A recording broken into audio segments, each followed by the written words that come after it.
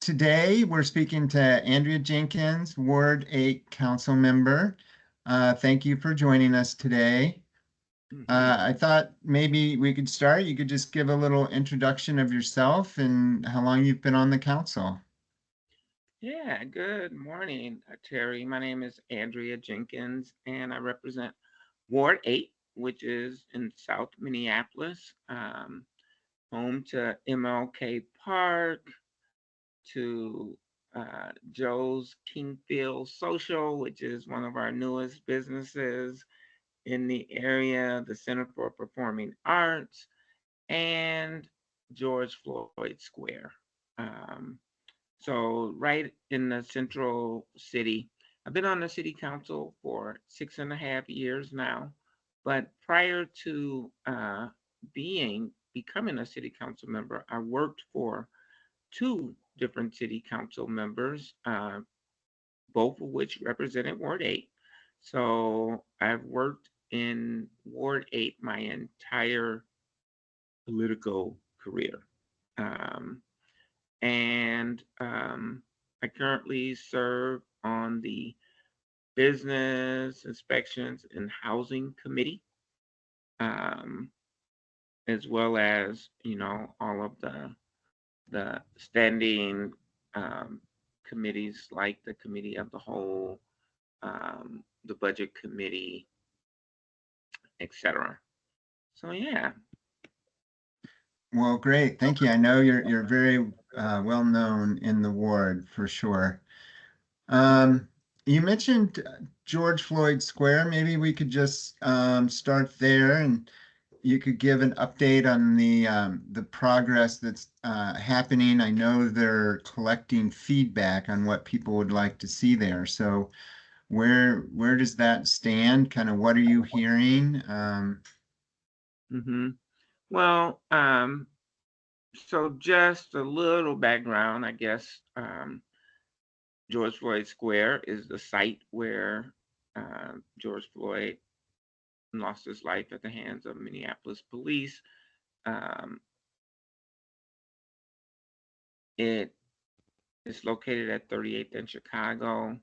And since the murder of George Floyd, there has been a consistent and persistent call for justice um, by community members, by neighbors, um, by activists, and you know righteous individuals who rightfully believe that there must be some accountability and um, justice for George Floyd.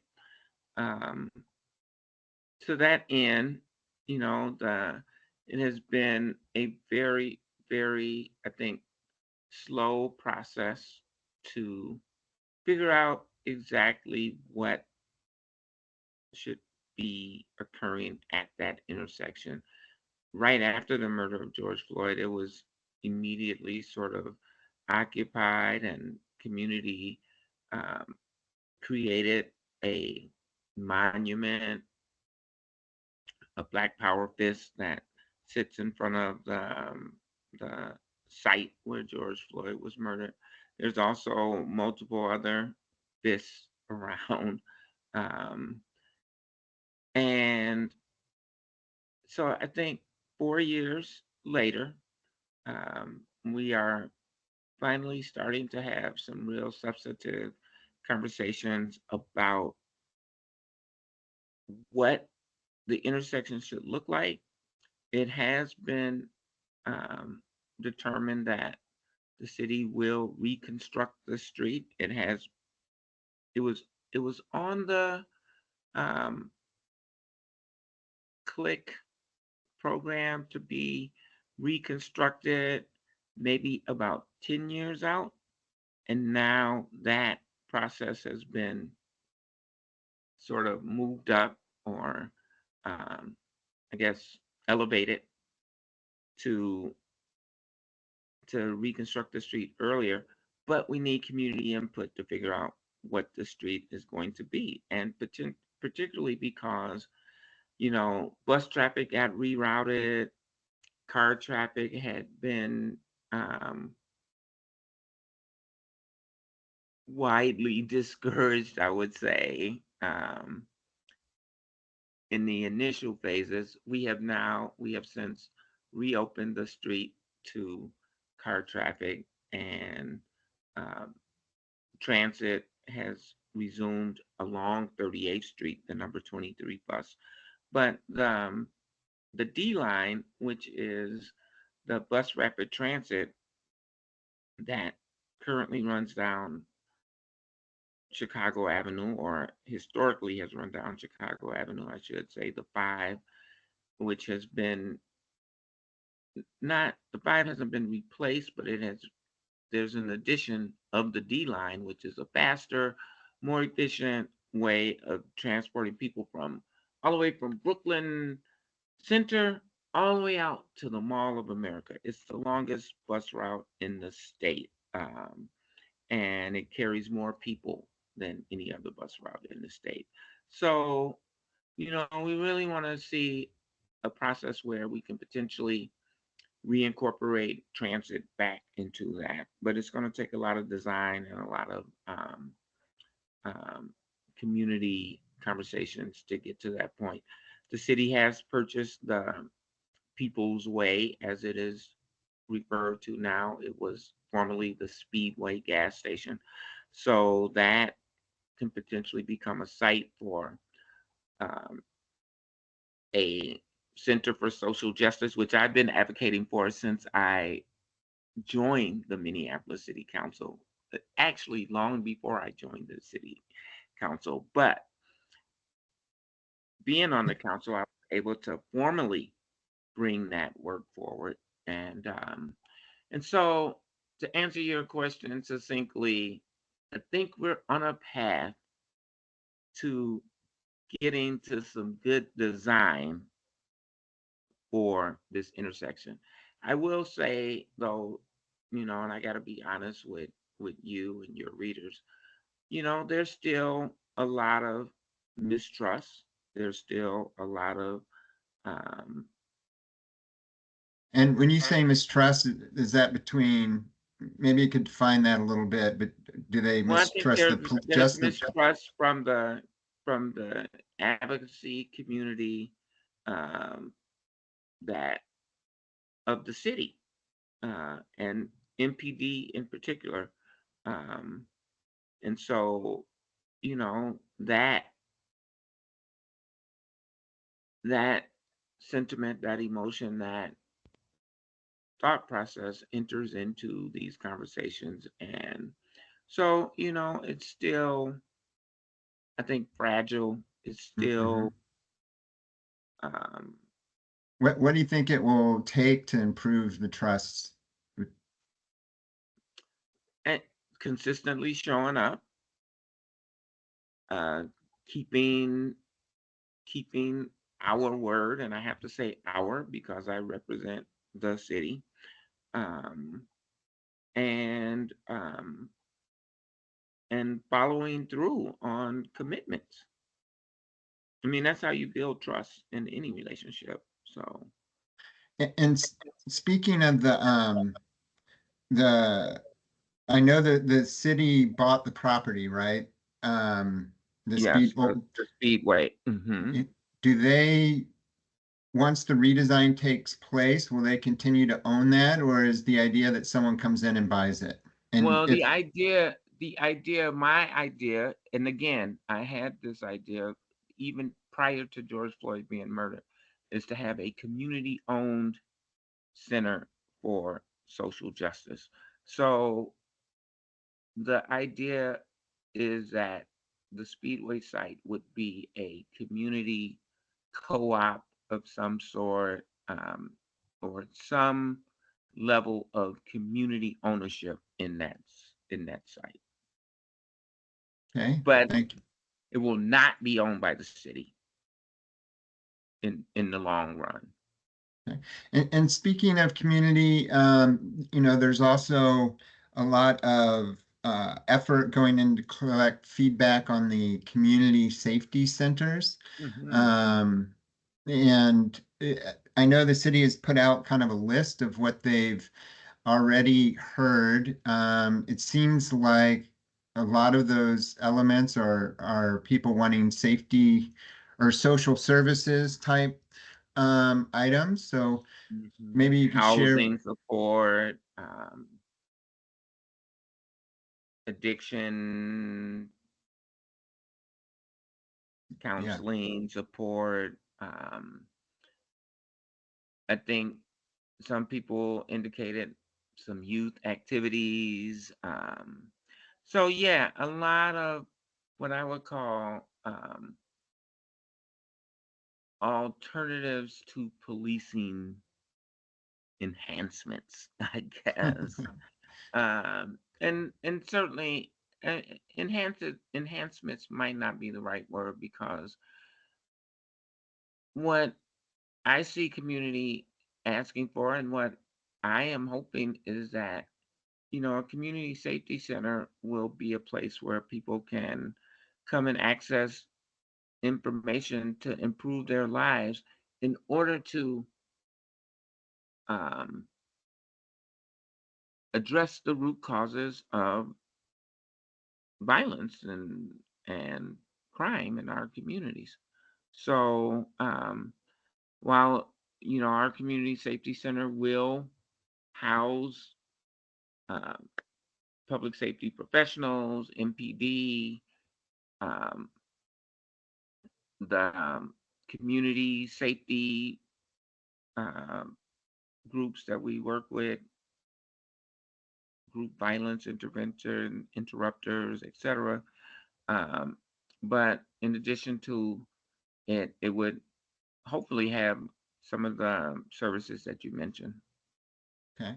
And with the third precinct being downtown, has Ward 8 seen more crime, less crime, the same? Or how's Ward 8 doing on that front?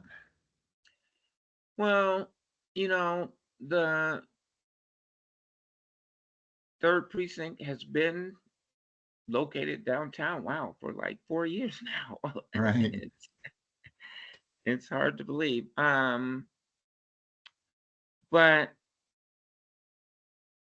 I think the crime has waxed and waned a little bit um, across the entire country, and I think this is true in Minneapolis. Violent crime is down, um, and you know it's kind of hard to really see that. I mean, I think so far this year we've had 42 murders, um, and that's probably not counting this weekend, which I think I heard that there might have been another murder in North Minneapolis. But at any rate, crime rate is down. In Ward 8, we've kind of seen a little uptick in property crimes, particularly in west of 35W, so in the Kingfield neighborhoods, in the Lindale neighborhood. Some of it is related to encampments. There's a really sort of unwieldy encampment at 31st between 2nd Avenue and Stevens Avenue. Mhm. Um, and so that has contributed to some crime. Um, and with the encampments, everything is visible. So people have this sense that there is more crime. Um, and and the people that live in the general area are experiencing more crime. That said, I still think the crime rates are pretty level across Mhm. Ward Eh, 8. So speaking of the encampments in your last newsletter, you mentioned that MDOT and Hennepin County and MPD and others need to collaborate.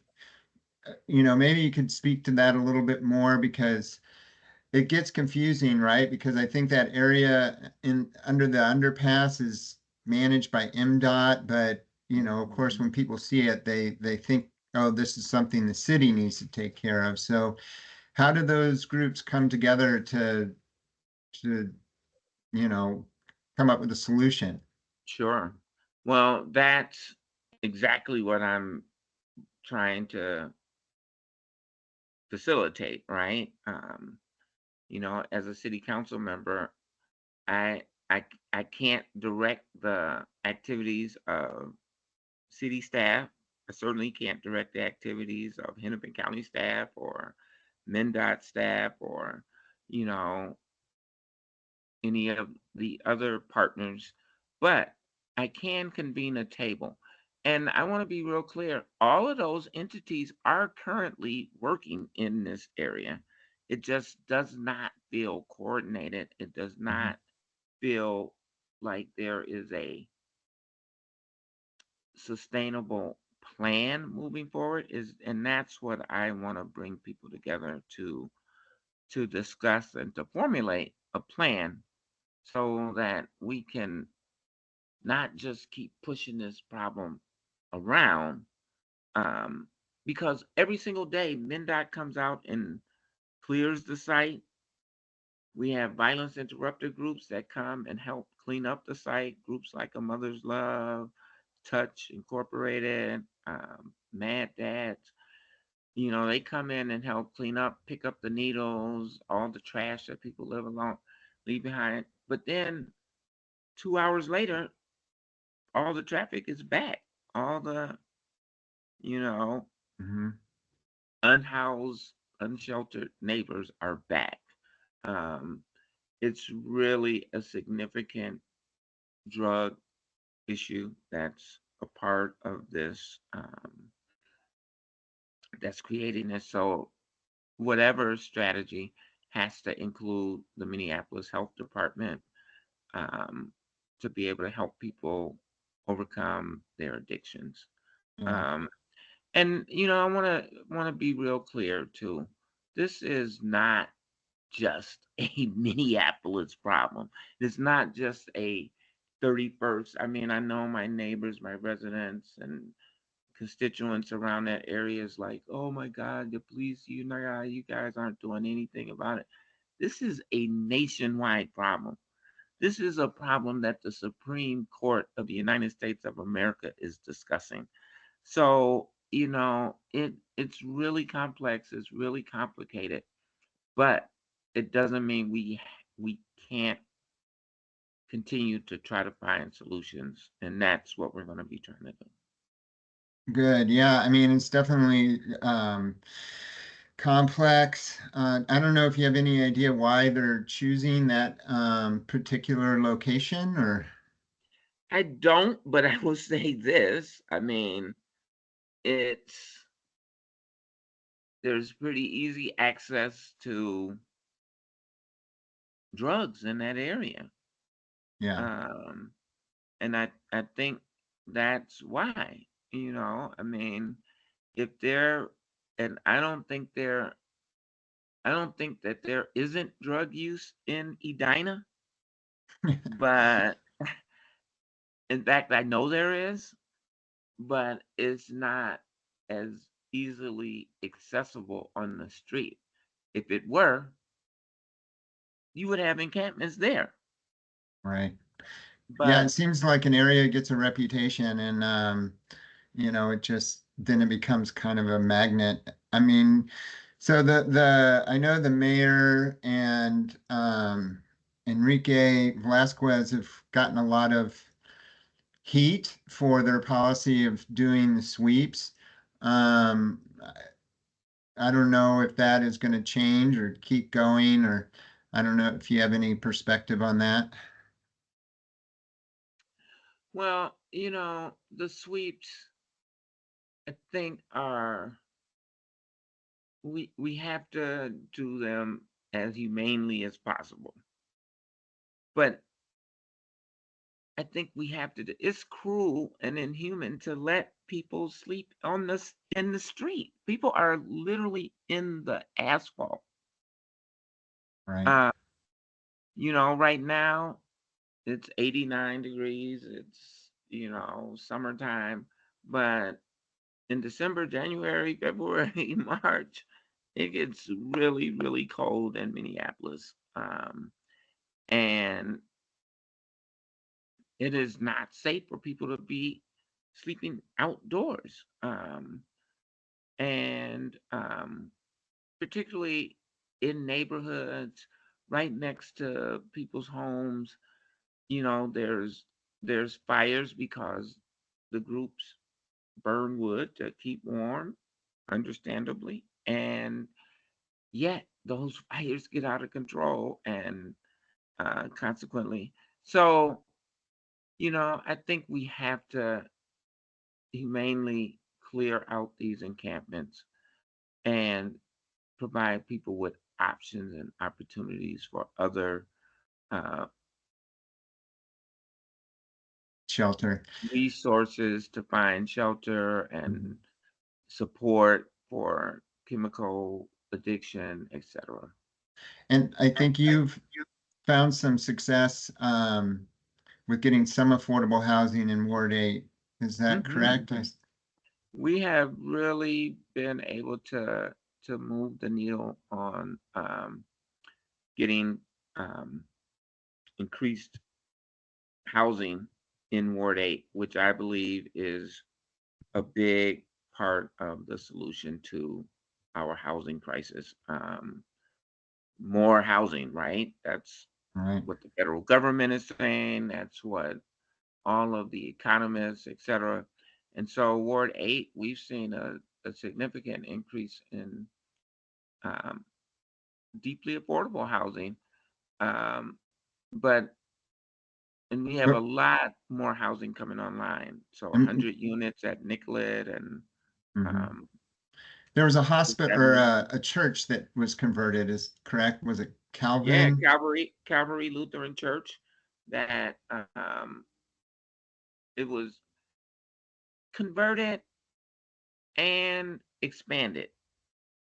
And there are still church services going there. So that's why I'm sort of hesitant of saying completely converted because Okay.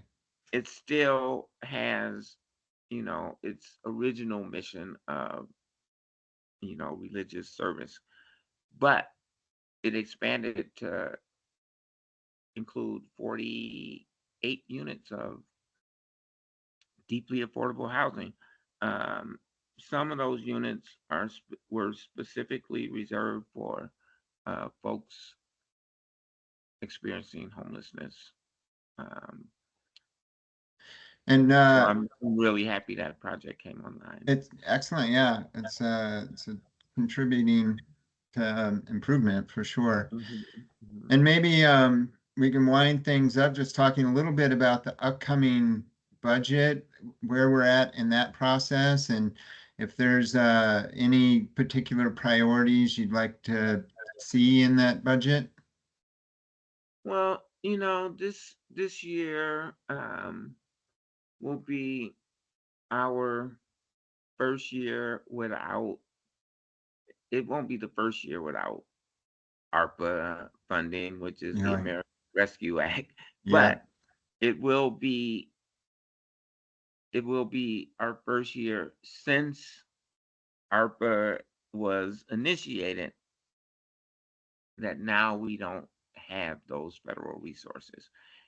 In addition, so that's going to be a strain on the budget. Then we have lost income because of the pandemic. So many of the office buildings downtown, people have working from home. Um, and so consequently, the value of the property goes down if it's less occupied. And then subsequently, the taxes on that property go down because of the decreased property values.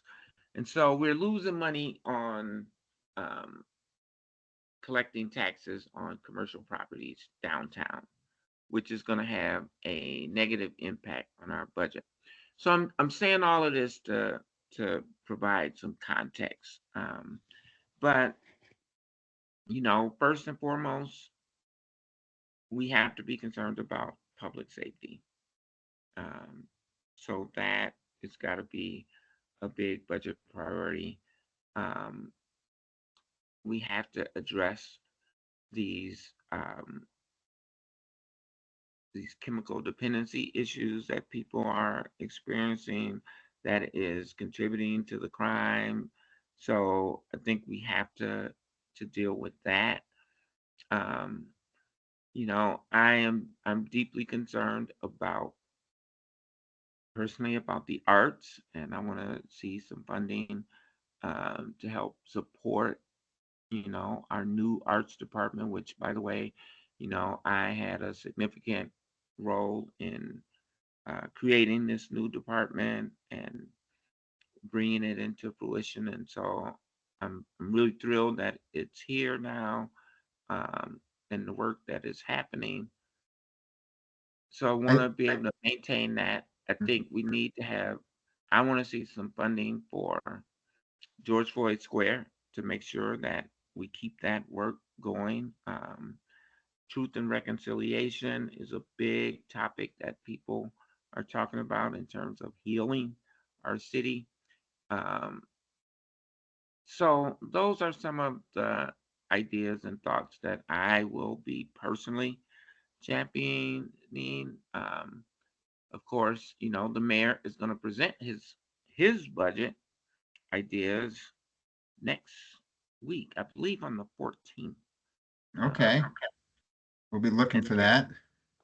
the 14th or the 15th, and then the council responds to that. So we're just kind of moving into the budget cycle, though um, this year has been kind of unique. We've been talking about budget priorities all throughout the year uh, on the council. And so some of the things that I mentioned are going to be a part of my budget priority. I want to see Pillsbury House get supported.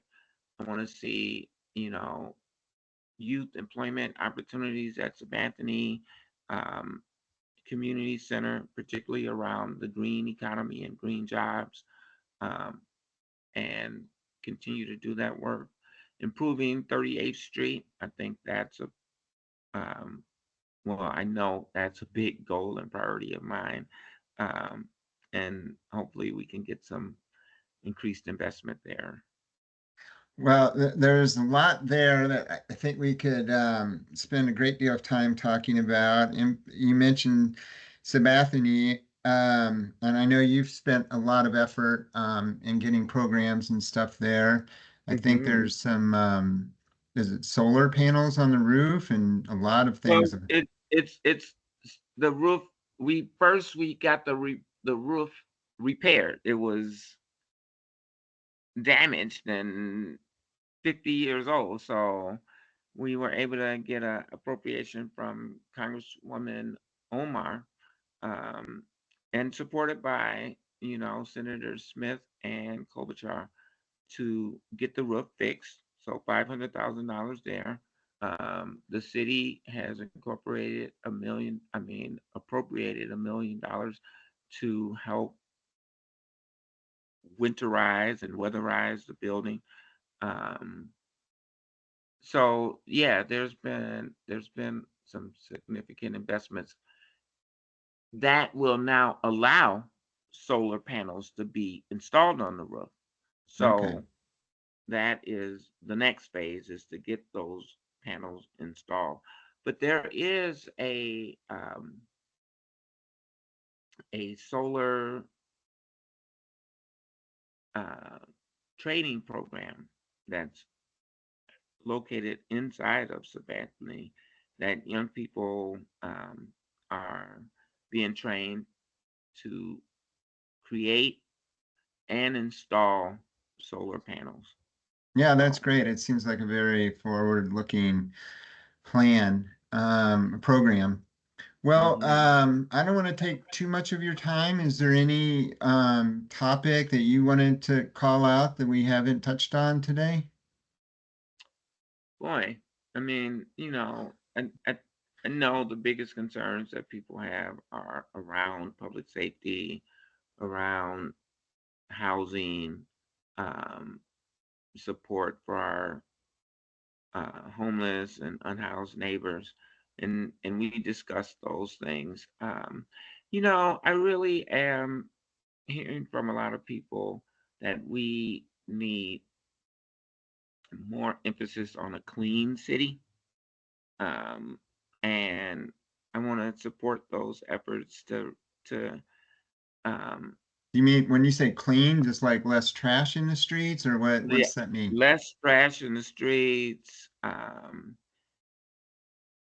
just a more yeah, a cleaner city. I don't know how to say it better, but um, Okay. so those are some ideas that I'm thinking about, and we'll be hearing more about that. I think we're going to try to start to get some cleanup groups together and just go out and start cleaning up the city, and particularly in Ward 8, right? Hmm.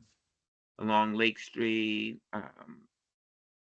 where we see a lot of significant Nicollet Avenue, Chicago Avenue, um, some of those major um, streets need more more attention. So that's one thing that we'll be embarking on. I mentioned in my newsletter that we're going to have some public safety meetings coming up at at King Park, um, and I believe Horn Towers. So we'll be releasing those dates and times very soon. All right. Well, thank you so much for talking to me today. You bet. I've appreciated it. I'm sure readers will too.